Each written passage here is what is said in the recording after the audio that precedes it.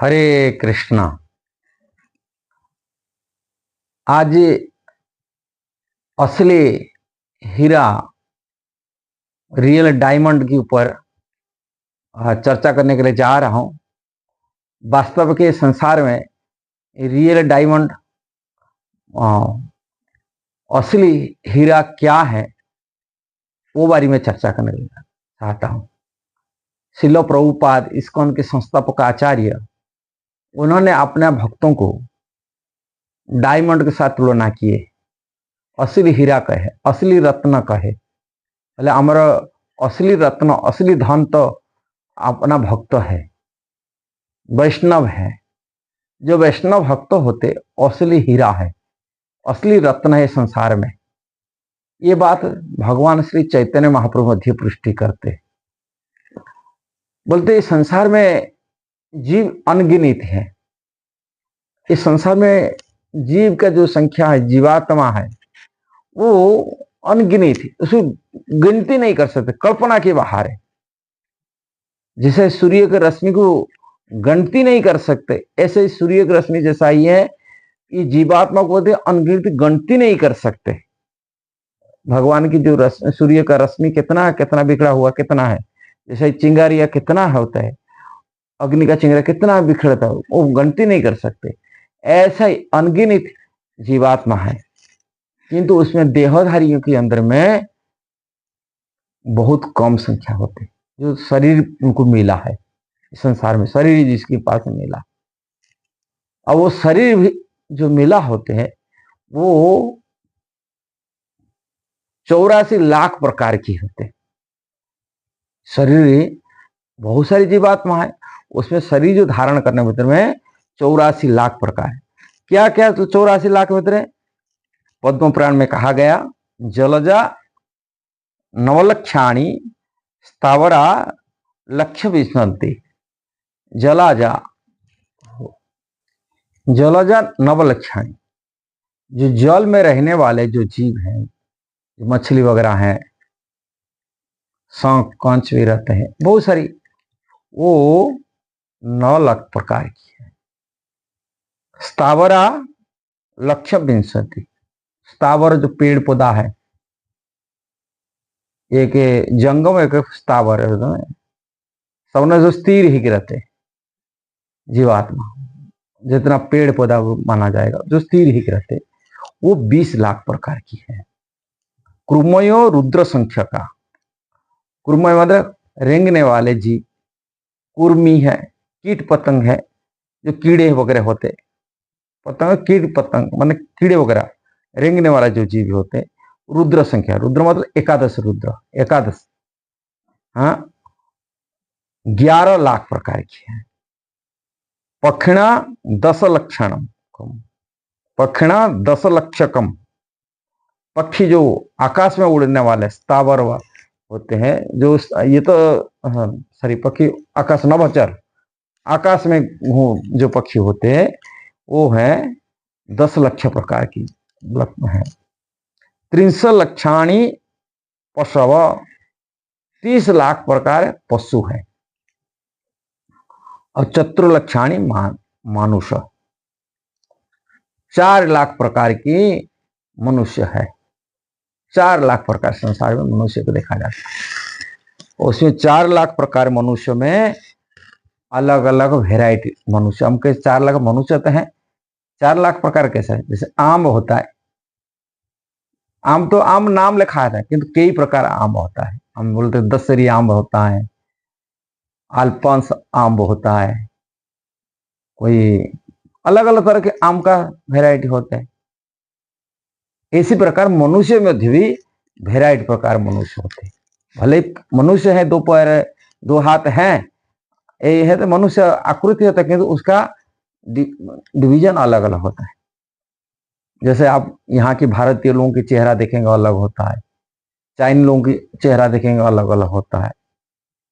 हाँ, अलग अलग, कैसे गोरे होते, कोई काले होते, साउथ अफ्रीका जाएंगे निग्रो लोगों की चेहरा अलग होते हैं। ऐसे ही 84 लाख प्रकार के, 4 लाख प्रकार मनुष्य होते हैं। 4 लाख वेराइटी का लोग मनुष्य मिलेंगे संसार में, एक जैसा नहीं मिलेंगे।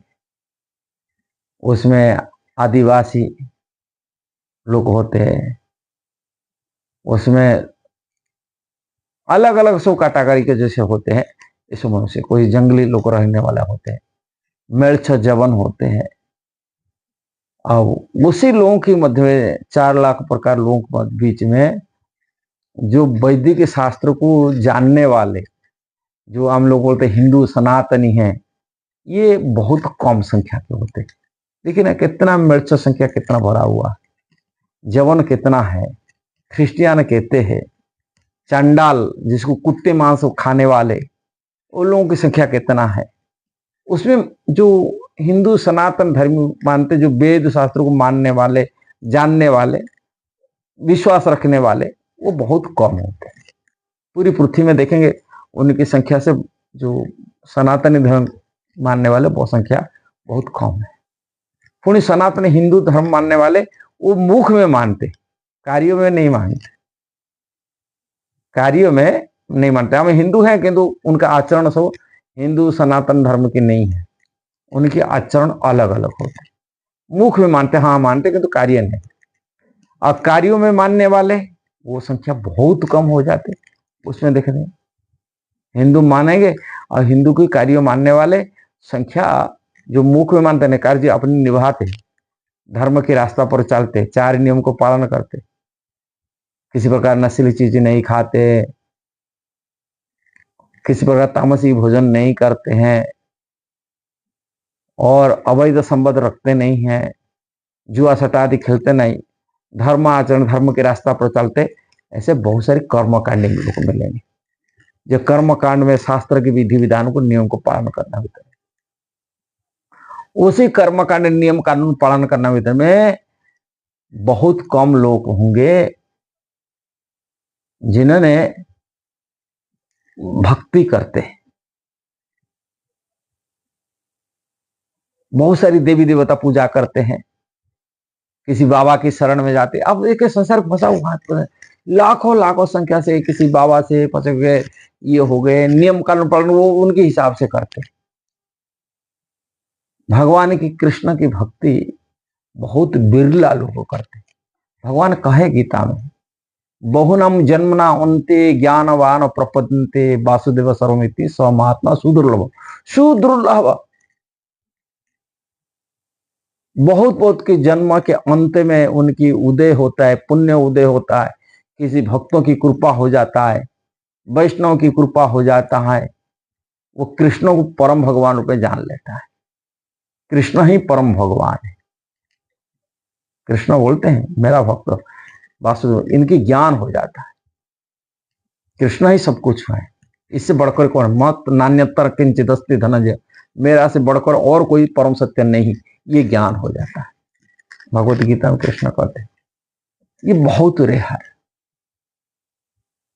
आओ कृष्ण भक्ति, भक्तों परम सत्य तो जानता है, किंतु उसमें भी मध्य भी कुछ भगवान की भक्ति, कृष्ण को परम भक्ति सत्य मान करके आराधना करता है, उसी में सभी लोग भक्ति नहीं कर पाते। संसार की कई चाहते, संसारिक भोग चाहते, भजन कृष्ण को परम सत्य रूप में जान की कृष्ण की कर्मी भावना रखते, संसार को भोग करने के लिए इच्छा रखते,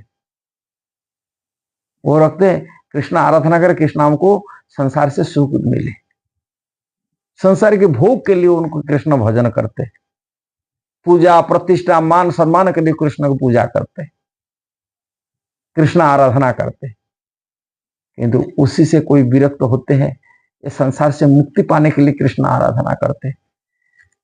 कृष्ण आराधना करते कृष्ण के लिए नहीं करते, ये संसार से तकलीफ से कष्ट से निवारण हो जाए, इसीलिए वो कृष्ण आराधना करते, कृष्ण भजन करते संसार भी, इसलिए उसको लोग होते ज्ञानी। एक कर्मी होते जिसे संसार के भोग के लिए चाहते, कृष्ण की आराधना करते, कृष्ण आराधना करने से हमको मान सम्मान मिलेगा, पूजा सम्मान मिलेगा, और कृष्ण आराधना करने से धन संपत्ति में कृष्ण हमको बचाएंगे, संसार में हम सुख में जिएंगे कृष्ण की कृपा से। और दूसरी आराधना करते, ये संसार तकलीफ, कृष्ण मुकुंद है, मुक्तिदाता है, ये संसार बंधन से हमको छुटकारा मिलेगा, मुक्ति दिला देंगे, इसलिए वो कृष्ण आराधना करते। किंतु कृष्ण की भक्ति में कृष्ण की सेवा के लिए जीवन नछावर करके कृष्ण सेवा के लिए लागने वाले व्यक्ति बहुत सुदुर्लभ। भक्ति सुदुर्लभ रूप गोस्वामी कहते हैं ये सहज सबको नहीं मिलता है, जिनकी कोई इच्छा नहीं। कृष्ण भक्त निष्काम अत्यव शांत, चैतन्य महाप्रभु कहे भुक्ति मुक्ति स्पृहा जगत, ये तो रूप गोस्वामी कहते हैं। कहले भुक्ति मुक्ति सिद्धि कामी सकल अशांत, कृष्ण भक्त निष्काम अत्यव शांत। वो निष्काम भक्त जिसके कोई कामना नहीं है, ना संसार से मुक्ति का इच्छा है, ना भुक्ति का भोगने का इच्छा है, केवल कृष्ण के सेवा, निष्काम, वही शांत व्यक्ति कृष्ण का भक्त। प्रभुपाद कहते ये सुदुर्लभ भक्त है और ये डायमंड है, यही है हीरा है, असली रत्न है। ऐसा भक्त बहुत रेयर कभी मिलते हैं।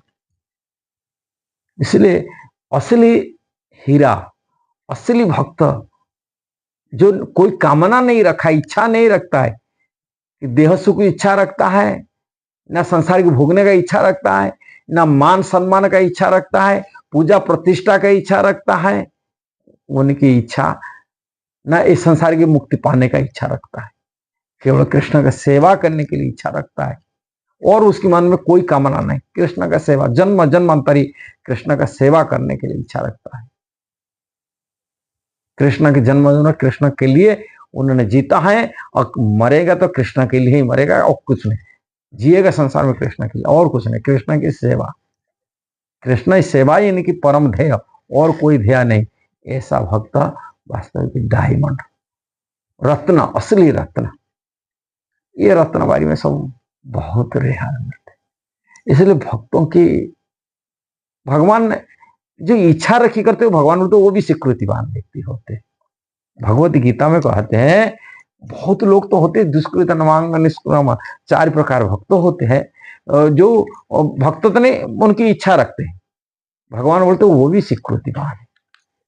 हाँ, आर्त अर्थार्थी जिज्ञासु ज्ञानी च भरत सर्व, ये भी स्वीकृति। और जो भगवान बोलते वो भी स्वीकृत है। सभी लोग मेरा शरण में नहीं आते, मेरा शरण में आने वाला व्यक्ति यदि दुख में पड़ के आज किया मेरे को आता है, वो भी मेरा स्वीकृतिवान व्यक्ति है और दूसरी शरण में नहीं जाता है, मेरा शरण में आता है।